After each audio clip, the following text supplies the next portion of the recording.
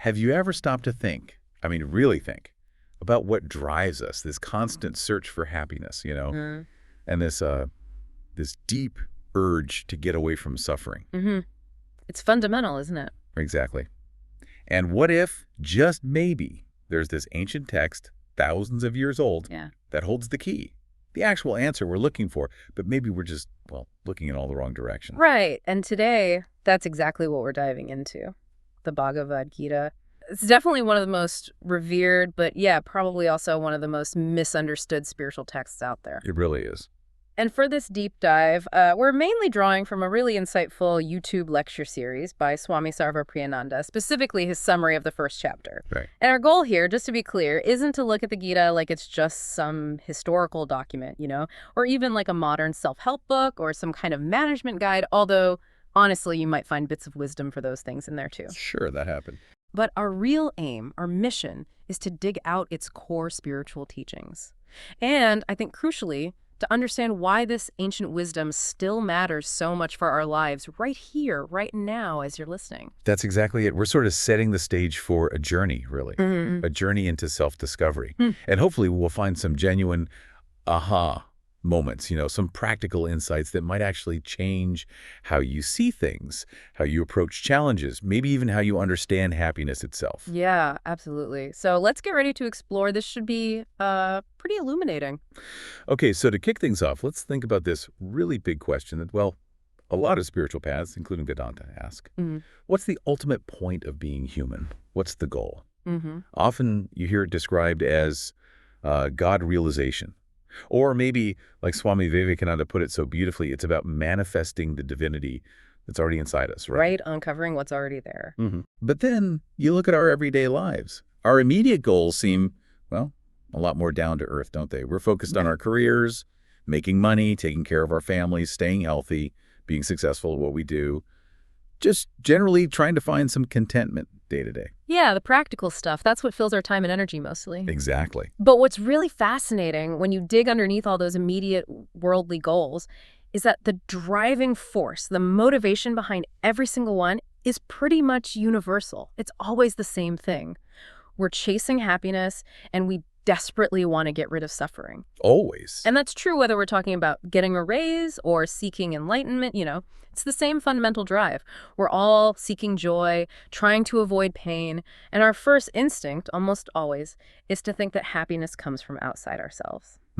That's the default, isn't it? Totally. We think, oh, I'm unhappy because I don't have enough money. If I just get rich, then I'll be happy. Or, I feel lonely. If I find the perfect partner, get married, start a family, that's the key to lasting happiness. Or maybe nobody appreciates me. If I get famous, get recognition, some important title, then I'll finally feel truly happy. Exactly. In all those cases, we're running after happiness, absolutely convinced it's hiding in external things, circumstances, achievements, relationships. And this is precisely where the Bhagavad Gita just throws a wrench into our usual way of thinking.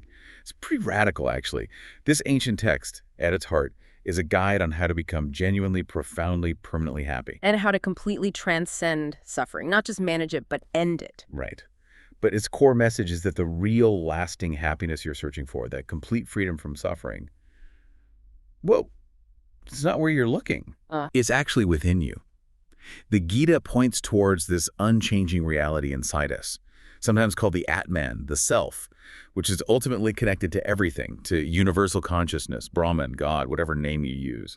So the basic idea is we've been looking in the wrong place. We've been searching outside for something that's actually our own true nature deep inside. Exactly. We've externalized this deeply internal quest. And to make this clearer, the source material, Swami Sarvapriyananda's lecture, breaks down our typical external pursuits for happiness into three main types. They're connected but distinct. The first one is kama. Kama, okay. Which basically means pleasure, desire. Think of it like that immediate grab for joy, the delight when you eat something delicious, like a warm cookie. Or that feeling of connection when you see a good friend you haven't seen in ages. Instant gratification, sort of. Yeah, exactly. It's seeking happiness through the senses, through emotions in the moment. But, as we all know, deep down, those moments, they don't last, do they? The cookie gets eaten, the meeting ends, and that happiness, while nice, just kind of fades away. All right, fleeting. Then there's the second one, artha. Artha. Now, literally it means wealth, but in this context, it's broader. It covers all kinds of worldly power, achievement, status. So your career, making money, accumulating stuff, wanting influence, getting recognized by others. Okay, so the drive for success and security in the world. Precisely. We chase artha believing that getting more money, a better job title, more influence, that this will give us lasting security, comfort, and ultimately that enduring happiness we crave. It's about seeking validation and well-being from the outside world. Makes sense. And the third one? The third is dharma. Now, dharma is a really complex word in Sanskrit with lots of meanings. But here, in this specific context of pursuing happiness, it mostly refers to morality, doing the right thing, ethical conduct, performing good deeds. Okay, being a good person, basically. Yeah, and within the sort of traditional framework, acting according to dharma creates good karma. And good karma is thought to lead to better circumstances, either now or later, which then gives you more opportunities for, guess what? More artha and kama. Exactly. More success, more pleasure. But the really crucial insight here isn't just what these three are. It's the realization the Gita points to. That these external pursuits, no matter how hard we try, no matter how successful we might seem, they just don't deliver that true, permanent happiness and the complete end of suffering. They inherently fall short. And that's the Gita's first big challenge to how we usually think. So the takeaway here seems to be these three things, kama, artha, dharma, stuff. They're the normal goals, right? They drive most of what people do. The everyday motivations. But spirituality, like the kind the Gita teaches, it really starts when you have this dawning realization, hang on, I've been chasing all this stuff, maybe I've even achieved a lot of it, but I'm still not truly deeply happy, something's missing. Exactly. You try and try, you achieve and achieve, but there's still this underlying feeling of incompletion, maybe, a sense of dissatisfaction. And it's that feeling, that awareness that starts to turn your focus from the outside world to your inner world. Okay, that makes sense. And this links directly to a really key point. The Bhagavad Gita is fundamentally what's called a moksha shastra. Moksha shastra. Okay, what does that mean exactly? It means it's a scripture, a teaching, specifically focused on moksha. Moksha is liberation. It's that state of real, permanent happiness we talked about, where suffering isn't just reduced or managed, it's completely gone. Forever. Wow. Okay, different traditions have different names for it, right? Nirvana in Buddhism, salvation for Christians, liberation in other spiritual paths. But the core idea is the same. Ultimate freedom from suffering, ultimate bliss. So if it's about moksha, that raises the question, what is it not about? Great question. And Swami Sarvapriyananda is very clear on this. The Gita is not a guide on how to party, you know? It's not a manual for becoming a multimillionaire or a strategy guide for climbing the corporate ladder. Even though you sometimes see it interpreted that way these days, right? Like Yeah. Gita for managers or something. Exactly, you do see that. And look, the Gita might contain incredibly wise advice that could be useful for leadership or family life or just general well-being. That's definitely possible, even likely. Yeah. But that's not its main point. That's incidental. It's not fundamentally a diet book or an exercise plan or even just a simple technique for managing stress through meditation, although it talks a lot about meditation. Okay, so why does it talk about things like diet or discipline then? It talks about all those things. Food, discipline, focus only in the context of achieving the main goal, moksha. True enlightenment, spiritual liberation. They are means to an end, not the end itself. Got it. So it's like the Buddha asking, is there a way to permanently end suffering? The Gita is asking that same huge question. Precisely. It's about a radical shift from focusing on the temporary, the fleeting, the external, to realizing the eternal, the unchanging, the internal. Now, this brings us to a really common misunderstanding, especially, it seems, in the West. The idea that the Gita is basically about war. Ah, yes, the battlefield setting. It's an easy mistake to make, right? The whole thing happens right there on the verge of this massive battle. Krishna's talking to Arjuna in his chariot.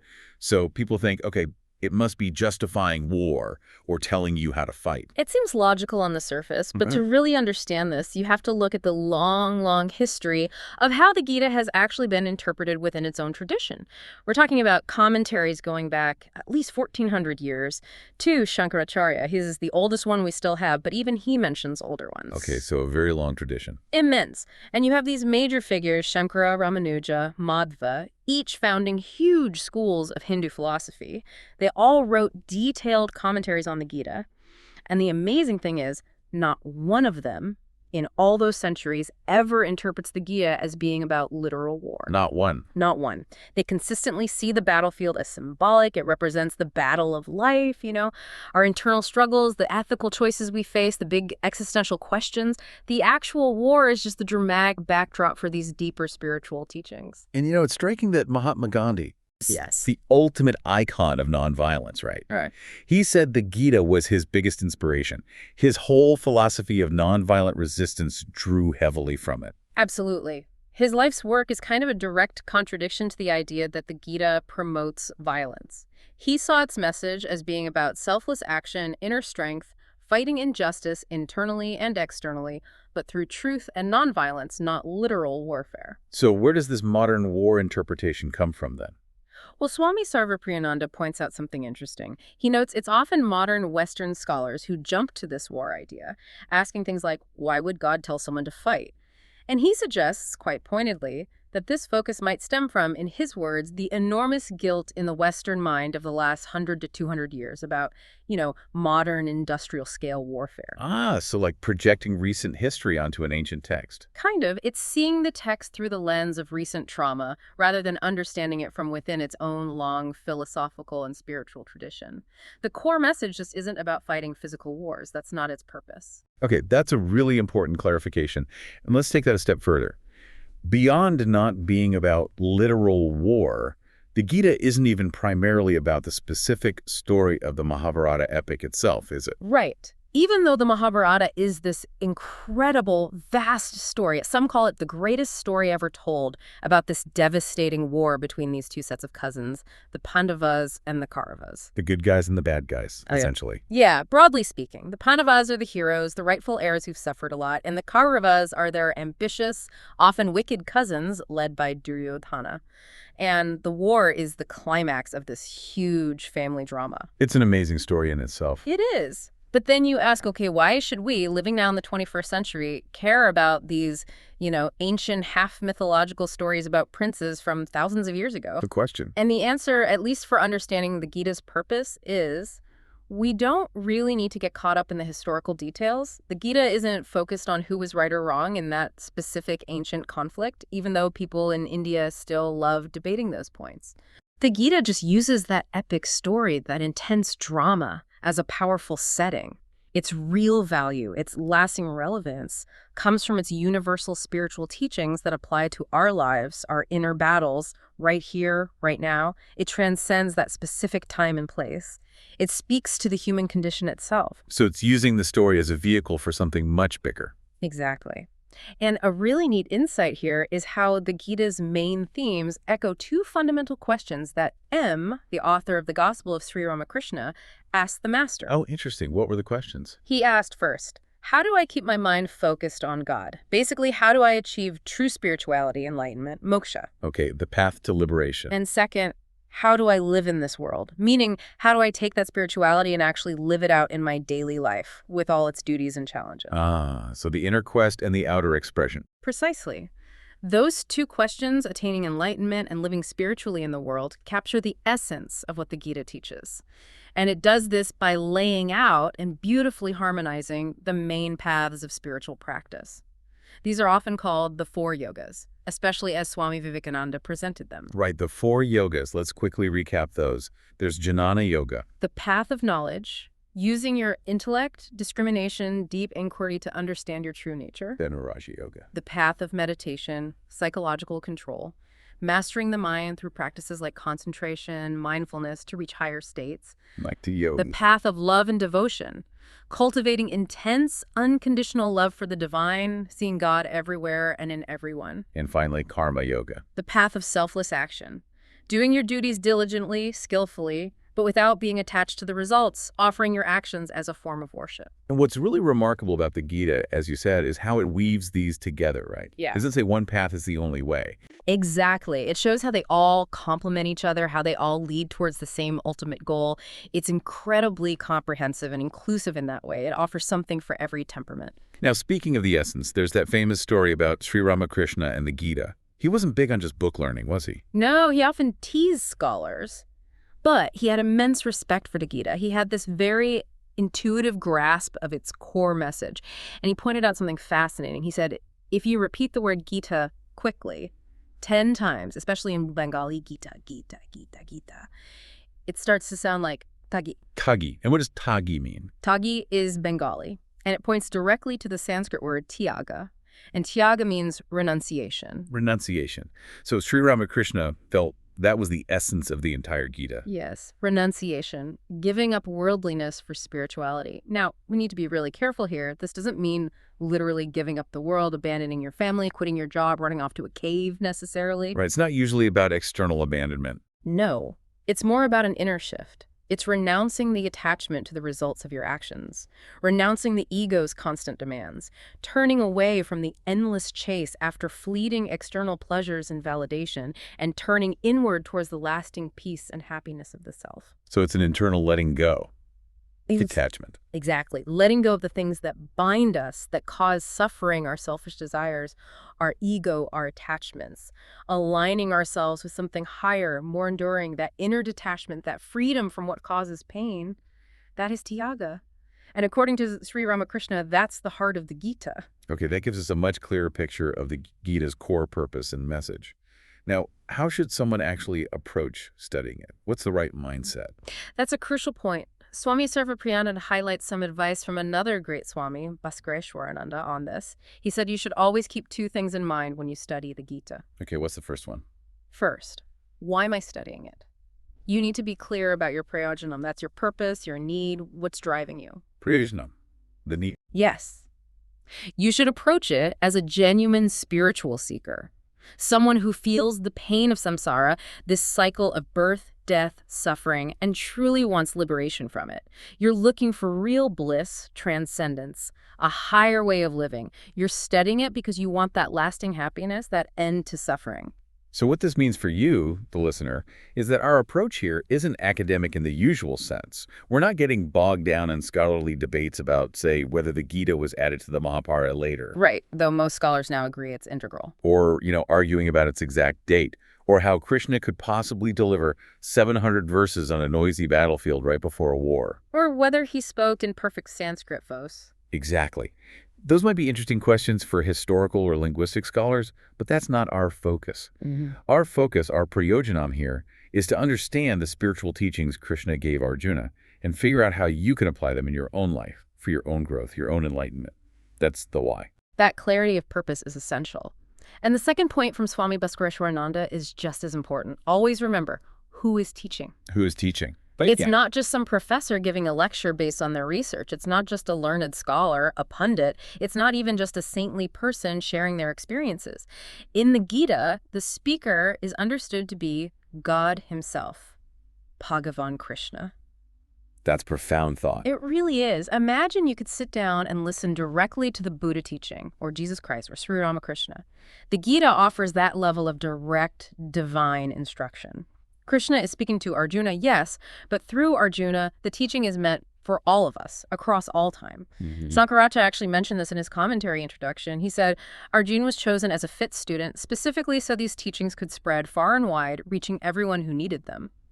So, remembering who is speaking Bhagavan, God gives you the right attitude, the reverence, the openness to really receive these teachings. So have the right purpose and recognize the divine source. That sets the stage. Exactly. And connecting this to the bigger picture, the Gita holds a really special place within the whole tradition of Vedanta. Right, Vedanta. Can you quickly remind us what Vedanta is? Sure. Vedanta basically refers to the spiritual teachings found in the Upanishads. The Upanishads are the philosophical, wisdom-focused parts at the end of the ancient scriptures called the Vedas. They're considered the highest point, the culmination of Vedic thought. That's why it's called Vedanta, the end or essence of the Vedas. Okay, the core spiritual philosophy from the Upanishads. And how does the Gita fit in? Well, Swami Sarvapriyananda shared a lovely story about a boy asking a similar question. The boy said, Christians have the Bible, Muslims the Quran, but Hindus say the Vedas are their source, yet most people don't study the Vedas directly, or even the Upanishads that much. And the Swami replied simply, but you study the Gita every day, don't you? The boy said yes. Then the Swami said, you are studying the essence of the Vedas, the essence of Vedanta. So the Gita contains the essential teachings of the Upanishads. Precisely. It distills them into a more accessible, practical form. If you want to grasp the core of Hinduism or Vedanta, the Gita is really the one book to turn to, especially after the great commentaries made it so central. There's that beautiful analogy, too, isn't there? Of the cows. Yes. The ancient verse says, the Upanishads are the milk cows, Krishna is the milkman, Arjuna is the thirsty calf, and the milk of the Upanishads is this Bhagavad Gita. I love that. It captures it perfectly, extracting the essence. It really does. And technically, the Gita is part of what's called the Prasthana Trayam, the triple foundation or triple canon of Vedanta. Okay, what are the three parts? First are the Upanishads themselves. That's the Shruti Prasthana, the original revealed texts, part of the Vedas. Shruti means heard. Second is the Bhagavad Gita, the Smriti Prasthana. It's Smriti remembered tradition because it's part of the Mahabharata epic, not the Vedas directly, but holds immense authority. And third are the Brahma Sutras, the Nyaya Prasthana, which is the logical philosophical reasoning part. Very dense stuff. Okay, thankfully we don't need to dive into the Brahma Sutras today. No, definitely not. But the point is, while the Upanishads are incredibly deep and mystical, they can also be quite dense, poetic, sometimes hard to grasp directly. The Gita takes that same profound essence, but presents it in much clearer, lucid language, as Swami Sarvapriyananda puts it. This makes it much more understandable and extremely very practical for living your life. It's like a spiritual user manual. You mentioned earlier it's like a royal road compared to narrow lanes. Exactly. Think of some other specialized spiritual texts. They might focus on one specific technique or one very detailed philosophical point. They're like those narrow paths going up a hill, valuable but specific. The Gita, on the other hand, is described as a royal road, a big highway, a freeway. Why that analogy? Because it's so comprehensive. It's a very comprehensive book of spirituality that answers a huge range of questions about spiritual life questions that might not even be touched upon in more narrowly focused texts, say purely Advaitic ones. It gives you a complete roadmap. And part of that comprehensiveness comes from its rich history of interpretation, right? The commentaries you mentioned. Absolutely. That commentarial tradition is just incredible. Stretching back, as we said, at least 1,400 years, unbroken. It shows how deep the Gita is, that it can sustain centuries of profound analysis and interpretation from different viewpoints, yet still hold its core meaning. So we have Shankaracharya around the 8th century with his Advaita non-dualist interpretation. Right, the earliest complete one we have. Then Ramanujacharya in the 11th, 12th century offering his Vishishta Advaita qualified non-dualist view, emphasizing devotion within non-dualism. Beautiful commentary, yes. And Madhvacharya in the 13th century, with his Dvaita dualist perspective, emphasizing the distinction between God and the soul. Representing the three major schools. But there are so many others too, like Sridhar Swami, who beautifully blended devotion with Advaita, or Madhusudana Saraswati in the 16th century. His commentary is incredibly deep and respected. And this tradition isn't just ancient history, is it? It's ongoing. Absolutely. New translations keep coming out, like the recent God Song. There's growing academic interest. Yale University, for example, has a project collecting all English translations and even runs month-long summer camps just on the Gita. It's a living text. Now, you sometimes hear modern scholars asking, well, does the Gita really fit perfectly into just one of these frameworks, like Advaita? They point out verses that seem maybe slightly different. That's a really interesting point, and it raises a fundamental question. Should we expect the Gita to fit neatly into a philosophical box that was created later to explain it?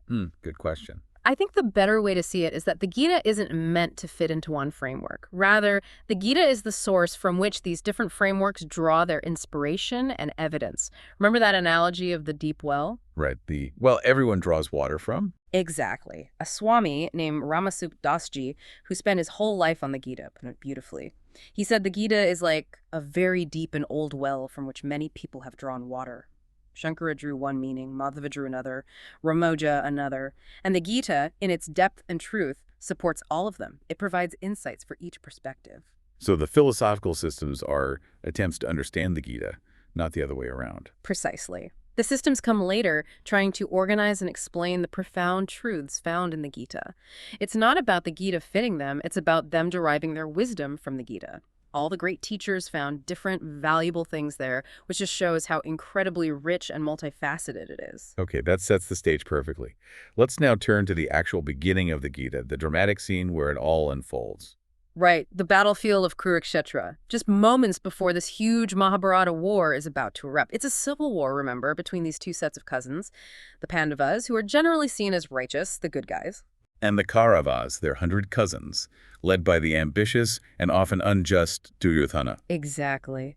The Pandavas are the rightful heirs. They've suffered years of exile and injustice, and this war is their final, terrible resort to reclaim their kingdom. And how did Krishna end up being Arjuna's charioteer? That's a story in itself, isn't it? It is, and it's packed with spiritual meaning. Both sides, Duryodhana for the Kauravas and Arjuna for the Pandavas, went to Krishna to ask for his help before the war. Okay. Krishna was resting. Duryodhana, being proud and arrogant, apparently sat near Krishna's head. Arjuna, full of humility and devotion, sat near Krishna's feet. When Krishna woke up, naturally, he saw Arjuna first. Interesting detail. Very symbolic. Then Krishna offered them a choice. He said, "You can have my massive, powerful army, the Narayani Sena, but I won't give it weapons or lead it. Or you can have me, but I will be alone. I won't fight. I'll be unarmed." Wow. The army or Krishna himself? Duryodhana was thrilled. He thought, what use is one unarmed man? He immediately grabbed the army, thinking Arjuna was a complete fool for choosing just Krishna. So what's the deeper meaning there for us? Why is Arjuna's choice seen as wiser? It's a profound lesson, really. Arjuna chose to have God, the principle of dharma, truth, righteousness itself, on his side. The message is clear. If God, or divine truth, is with you, then ultimately everything is with you. Even if you seem to lose in worldly terms, you've chosen the higher path. True victory isn't about brute force or numbers. So Krishna becomes the humble charioteer, guiding Arjuna through the battle. Exactly. Symbolizing divine guidance in the midst of life's struggles. Now, the very first verse of the Gita starts with King Dhritarashtra. He's the blind father of the Kauravas. And he's anxious, asking his advisor, Sanjaya, what's happening on the battlefield. And his blindness isn't just physical, is it? No, it's always interpreted symbolically. He's spiritually blind, blinded by his attachment to his wicked sons, unable to see justice or truth. His attachment is really what led to the whole catastrophe. And Sanjaya, the advisor, has this special power. Yes. Swami Sarvapriyananda calls it TV vision, which is a fun way to put it. Sanjaya's was granted the ability to see and hear everything happening on the distant battlefield and report it live, like breaking news, back to the king. A clever narrative device. Absolutely. It sets the stage perfectly, letting us witness the whole drama, Arjuna's crisis, and Krishna's teachings as they unfold, almost like we're right there. So Sanjaya starts reporting, and Krishna drives Arjuna's chariot. Where? Right into the middle, between the two armies. And this seems very deliberate on Krishna's part. Why there? Because from that vantage point, Arjuna gets a clear, unavoidable view of the warriors lined up in the opposing army. And who does he see? His family, his teachers. Exactly. He sees his beloved grandsire Bhishma, who practically raised him. He sees his revered teachers, Drona and Kripacharya, the ones who taught him archery, the very skills he's now supposed to use against them. That must have been devastating. Utterly. Krishna positioned him perfectly to force this confrontation, this moment of truth. And Arjuna just falls apart, doesn't he? Completely. He's stunned. He suddenly realizes the horror of what he's about to do, for fight and potentially kill a very people who make his life meaningful. He starts questioning everything. What's the point of winning a kingdom if his loved ones, the people he'd share it with, are dead? He calls it an empty victory. An empty victory soaked in blood. It would bring him only grief, not happiness. He sees only sin, suffering, destruction, the breakdown of family and tradition. So he's caught in this terrible conflict, duty versus personal horror. A profound dilemma. He knows his duty as a warrior, a kshatriya, is to fight for justice against the evil Kauravas. But the personal cost, killing his own kin, his gurus, it feels unbearable. He's overwhelmed by pity, sorrow, confusion. And then he just drops his bow. Drops his famous Gandiva bow and arrow, sinks down onto the chariot seat and says, I will not fight. He's completely overcome by frustration and sorrow. And what's really striking is that through this whole first chapter, all 47 verses of Arjuna pouring out his heart, his despair, Krishna says nothing. He just listens. Just listens. He lets Arjuna fully express his crisis, reach the depth of his confusion, before offering any guidance. So chapter 1 ends with Arjuna in despair. Then what happens in chapter 2? Sanjaya continues describing Arjuna's state grieving, eyes full of tears, depressed, full of pity. And then Krishna finally speaks. But his very first words aren't some deep Vedantic philosophy. No. What does he say? It's almost like a practical, common-sense pep talk. He basically says, Arjuna, what's wrong with you? How has this weakness, this despair, overcome you at this critical moment, this terrible danger? He calls it weakness. Yes, he calls it unmanliness, says it's not fit for a noble person like you and Arya. He points out that running away from battle is not conducive to heaven. A warrior failing his duty doesn't attain glory, and it will only bring you ill repute, shame in this world. So he appeals to a sense of duty and honor first. Exactly. He urges him, don't yield to this weakness. Shake off this small, petty faint-heartedness, and crucially, arise. Stand up. Take action. He even addresses him as Parantapa, which means scorcher of foes, reminding Arjuna of his own inherent strength and courage. So not philosophy yet, just snap out of it. Pretty much, a motivational kickstart. But why not jump straight into the deep stuff? Well, Krishna is described as very wise. He knows Arjuna hasn't quite hit rock bottom yet. He hasn't reached that state of true helplessness, what's called karpanya in Sanskrit. Karpanya. Yeah, it's that state where you genuinely admit, I don't know what to do, my own ideas aren't working, I'm confused, please help me. It's a state of surrender, where you're truly open to listening and learning because you realize you don't have the answers yourself. And most of us don't get there easily, do we? We think we know best. Exactly. We suffer, but we usually think we know the solution. Oh, I just need more money. Oh, I just need to end this relationship. Oh, I just need that promotion. We keep tweaking things on the outside. But the Gita's point is that the real source of suffering is often internal, our ignorance, our attachments. So shuffling things around externally doesn't bring lasting happiness. It's only when we exhaust our own solutions, when we finally admit, okay, nothing I'm doing is working, I truly don't know the way out, then we become genuinely receptive to deeper guidance. So Krishna waits for Arjuna to reach that point of asking sincerely. Precisely. He doesn't force his wisdom on Arjuna. Unlike us, perhaps, who are often very free with our advice, whether it's wanted or not, Krishna waits until Arjuna explicitly asks, with humility and a promise to listen. That actually raises another question. Why didn't Krishna give this teaching to Duryodhana, the main code of a villain?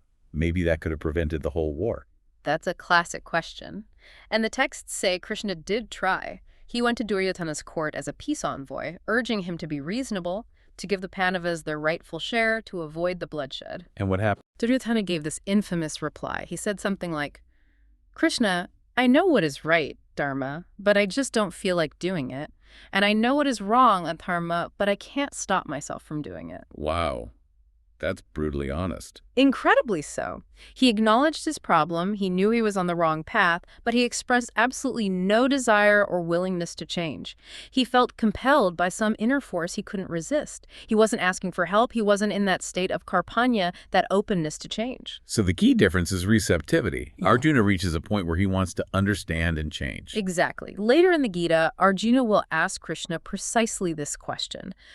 Why do people do wrong even when they know better? What force compels them? And crucially, he asks, how can we change? That willingness to ask how to overcome his internal struggle is what makes Arjuna teachable, unlike Duryodhana, who just stated his condition without seeking a way out. That openness is everything. It is, and this connects back to why Krishna's initial arise command is so important, even though it's not deep philosophy yet. Swami Vivekananda placed huge emphasis on that verse chapter 2, verse 3. What was Vivekananda's take on it? He taught that unless you make up your mind to take action, to actively strive to make your life better, nobody in the universe can help you. Not Krishna, not Christ, not Buddha, no scripture, no therapist, no guru, nobody. That first step has to come from within you. That's powerful. He even said, the old religion said, he who does not believe in God is an atheist. The new religion says he who does not believe in himself is an atheist. Wow. Believing in your own capacity to change. Yes. That fundamental conviction, okay, things are tough, I'm suffering, but I can do something about it, I will try to make things better.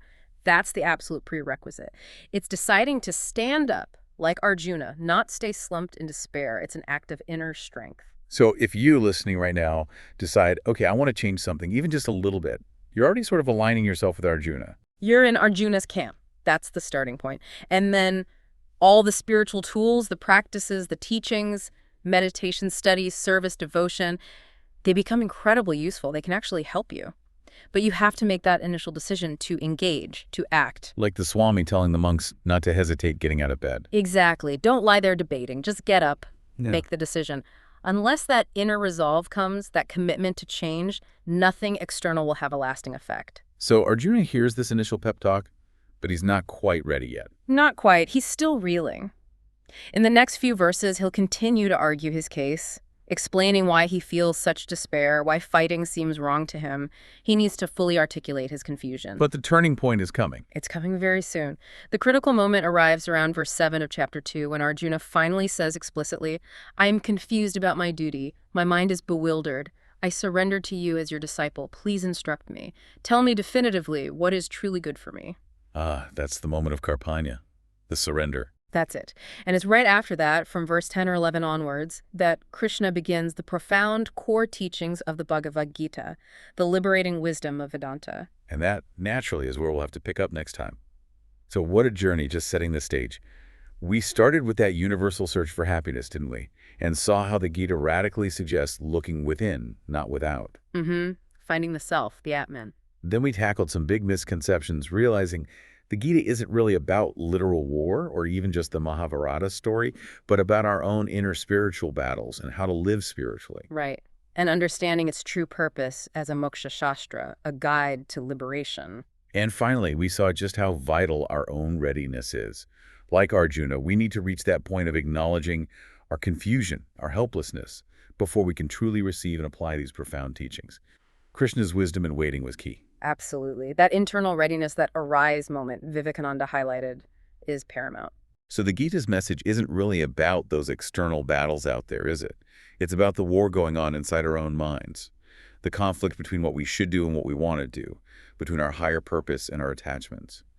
It's about finding the strength to arise and answer the call of our deeper self. Beautifully put.